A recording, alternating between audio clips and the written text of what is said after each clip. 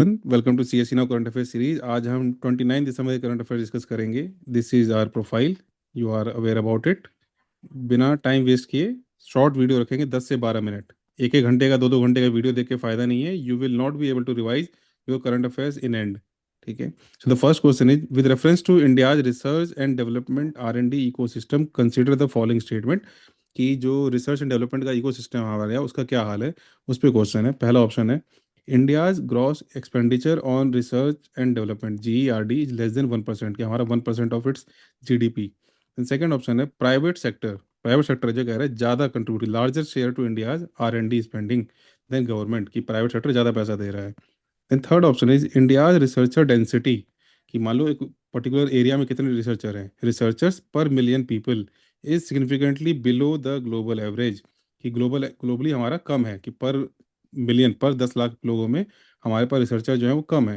And fourth option is India ranks among the top 5 countries globally in resident patent filing पर million population, कि पर million population पे, पर 10 लाख लोगों पे हमारा जो वो है पेटेंट फाइलिंग है वो ज़्यादा है। ठीक है। टॉप 5 में हैं हम लोग। So take 5-10 seconds. Common sense और न्यूज़पेपर अगर आपने फॉलो किया होगा आपको पता होगा, ऑलमोस्ट सबको याद होता है कि कितना परसेंटेज हमारे यहाँ इन्वेस्टमेंट हो रहा है, क्या हालत है हमारे यहाँ। ठीक है। So the right answer for this is only 2। Okay. So आपका पहला जो स्टेटमेंट है that is correct, then this one is incorrect. आपका फोर्थ जो है, fourth one is incorrect and third is correct. आप थर्ड और फोर्थ को पढ़ते समझ में आता है आपको। पर 10 मिलियन पे, पर मिलियन पे कभी भी आप देखोगे तो आपके, हमारे यहाँ इंडिया में हालत ख़राब है। जैसे हमारे यहाँ इकोनॉमी का साइज भी अगर बढ़ गया है, लेकिन the moment you get into per capita zone, आप देखोगे इंडिया का नंबर बहुत, रैंक बहुत पीछे है। एब्सोल्यूट नंबर में, साइज में, अब इतनी बड़ी कंट्री हमारी पॉपुलेशन है तो एब्सोल्यूट नंबर में है, लेकिन the moment you get into per capita, per million, उसमें हमारी हालत थोड़ी खराब है, which you are aware about it. और ये जो है 1% नहीं, 0.6-0.7% के आसपास हमारे यहाँ इन्वेस्टमेंट है। और प्राइवेट सेक्टर का इन्वेस्टमेंट जो है वो कम है गवर्नमेंट से। Hopefully you are aware about it. Now, coming to question number two, with reference to the Indian National Congress, consider the following statement. First, the Indian National Congress was founded in 1885 at Bombay. Second, W.C. Banerjee presided over the first session of the Congress. Third, the Congress initially functioned as a mass based revolutionary organization advocating armed struggle. Fourth, under Mahatma Gandhi, the Congress transformed into a mass nationalist movement using non-violent method. तो pause करेंगे and mark करेंगे आप लोग answer. ठीक है। तो इसका जो थर्ड ऑप्शन है उसमें ये कह रहा है कि Congress initially functioned as a mass based revolutionary organisation advocating arm struggle, तो ये गलत है। कांग्रेस ने हमेशा हमेशा ही कॉन्स्टिट्यूशनल स्ट्रगल की बात करी थी स्टार्टिंग में, और उसके बाद गांधीयन स्ट्रगल की बात करी थी गांधीयन फेज में। इन्होंने कभी आर्म्ड स्ट्रगल की बात नहीं करी थी। और जो आपके लाल बाल पाल वाला एरा था, उस टाइम पे इन्होंने बात करी थी पैसिव रेसिस्टेंस की, उस टाइम पे भी आर्म स्ट्रगल की बात नहीं करी थी। तो only 3C is the correct answer.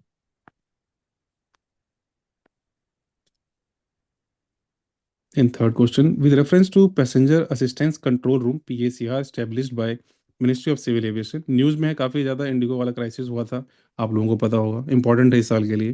पहला ऑप्शन है आपका, PACR is permanent 24/7 control centre for aviation passenger grievance redressal, उनके ग्रीवांसेस जो है उनको रिड्रेस करने के लिए। Second option is it integrates officials from ministry of civil aviation, DGCA, airport authority of India and airlines for real time coordination, कि सबको integrate कर दिया एक तरह से। Then PACR replaces the air Sewa grievance platform for handling passenger complaints, कह रहे air Sewa grievance रेड्रेस platform जो है उसको रिप्लेस कर दिया है इसने। And the fourth one is passenger grievances are resolve strictly in accordance with passenger charter, जो पैसेंजर चार्टर है उसके अकॉर्डिंग जो है उसको रिड्रेस किया जाएगा। Okay. So take 5-10 second, important question है and then mark the answer. All तीन ऑप्शंस के सही है, एक इनकरेक्ट है। Hopefully you got it right. तीसरा जो ऑप्शन है इनकरेक्ट है, एयर सेवा ग्रीवांस प्लेटफॉर्म को इसने रिप्लेस नहीं किया है, उसके साथ इंटीग्रेट है, उसको यूटिलाइज करेगा। ठीक है। और first, second and fourth option correct. 24/7 है, सबको इंटीग्रेट कर रहे हैं और पैसेंजर चार्टर के अकॉर्डिंग ही हेल्प करनी होगी, लोगों की हेल्प करनी होगी हमें। ठीक है, इस प्लेटफॉर्म को।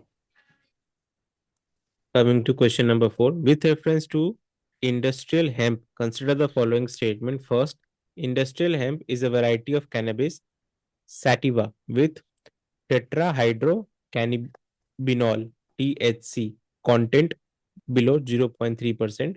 Second, industrial hemp require more water than cotton and is unsuitable for marginal soils. Third, hempcrete used in construction can be carbon negative over its life cycle. Fourth, cultivation of industrial hemp is permitted only for pharmaceutical purpose in India. तो pause करेंगे and mark करेंगे answer आप लोग। ठीक है, अब देखो जो सेकंड स्टेटमेंट है उसमें बोल रहा है कि इंडस्ट्रियल हेम्प को ज्यादा पानी की रिक्वायरमेंट होती है कॉटन से, तो ये गलत है।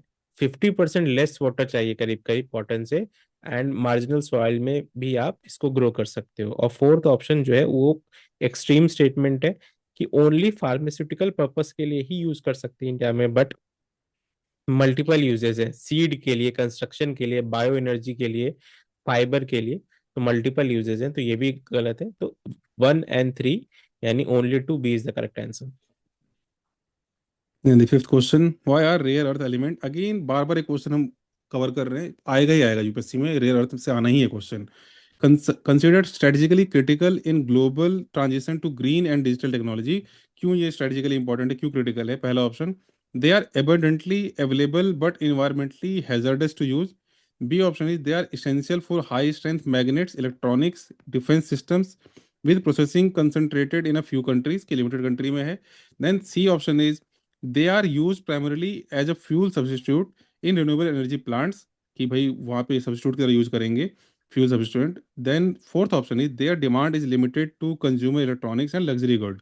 अब इसका बारे में इतना आप लोगों ने पढ़ा हुआ है, कॉमन सेंस से आप कर लोगे, ऑप्शन देख के याद आ जाएगा आपको, मार्क योर आंसर। तो the right answer for this is कि आपका जो बी ऑप्शन है दैट इज करेक्ट। ठीक है, इसेंशियल है ये इन चीज़ों के लिए, मैग्नेट इलेक्ट्रॉनिक गाड़ियाँ जो आप देख रहे हो, डिफेंस सिस्टम, इन सब चीज़ों में इनका रोल है। ओके, काफ़ी क्रिटिकल है ये, ऐसा नहीं एविडेंटली अवेलेबल, बहुत कम क्वांटिटी में अवेलेबल है ये, और फ्यूल सब्स्टिट्यूट के लिए प्राइमरली इसका पर्पस नहीं है। और डिमांड अगेन इससे नहीं, काफ़ी वाइड डिमांड है इनका। अब इसमें आप लोग हमें बताइएगा, जो एबीसी, इसका जो ट्रायंगल कंट्री कहते हैं, ये कहाँ पे है? आपका इसी से रिलेटेड है ये, वो आपको कमेंट करना है, वो तीनों कंट्री का नाम क्या है? So coming to question number 6, with reference to the Alaknanda galaxy, consider the following statement. First, it was discovered using data from the James Webb Space Telescope. Second, it is distant spiral galaxy formed in the early universe. तो pause करेंगे and mark करेंगे answer आप लोग। ठीक है, और इसमें जो दोनों ही ऑप्शन है दोनों ही सही है। Right, it was discovered using data from James Webb and it is distant spiral Galaxy formed in the early universe. तो C 1 and 2 is the correct answer. ये आपका बिग बैंग जो हुआ था उसके 1.5 बिलियन ईयर्स के बाद हुआ था, तो इस वजह से अर्ली का पार्ट कंसिडर किया जाता है। देन आपका सेवंथ क्वेश्चन है, with reference to Gandikota canyon, okay, Gandikota canyon, consider the following statement, it is carved by Penna या पेन्नार रिवर, दोनों ही रिवर का नाम है। सो इट इज लोकेट, ये कह रहा है इससे कार्व किया गया है। Then second option is it is located in the Kadapa district of Andhra Pradesh. And third option is it is associated with Gandikota fort of Vijayanagara period. Okay, so take 5-10 second and mark the answer. I guess आपको bit easy हो जाएगा, third तो option आपको लगा ही होगा सही होगा। ठीक है, देन पेना रिवर पे भी है ये, वैसे थोड़ा नॉलेज बेस्ड क्वेश्चन है, तो इट्स नॉट दैट इजी, अगर आप मैपिंग नहीं कर रहे हो तो आपके लिए नुकसान है इस चीज़ में। So D is the right answer, 1, 2 and 3 तीनों ही करेक्ट है। पेना रिवर है और कडप्पा डिस्ट्रिक्ट में ही है ये, और गंडीकोटा फोर्ट से एसोसिएटेड है ये। Coming to question number 8, with reference to Kanger Valley National Park, consider the following statement. First, it is located in the Bastar district of Chhattisgarh. Second, it is named after the Kanger river that flows through the park. Third, it is famous for limestone caves such as Kotumsar and Kailash caves. तो pause करेंगे mark करेंगे आप लोग answer. ठीक है, तीनों ही option जो है वो करेक्ट है। राइट, ये बस्तर डिस्ट्रिक्ट में आता है आपका कंगेर वैली नेशनल पार्क, और कंगेर रिवर के ऊपर नाम रखा गया है इसका, और यहाँ पे लाइमस्टोन के केव्स होते हैं जैसे कोटुमसार और Kailash. So this is the bonus question for the day.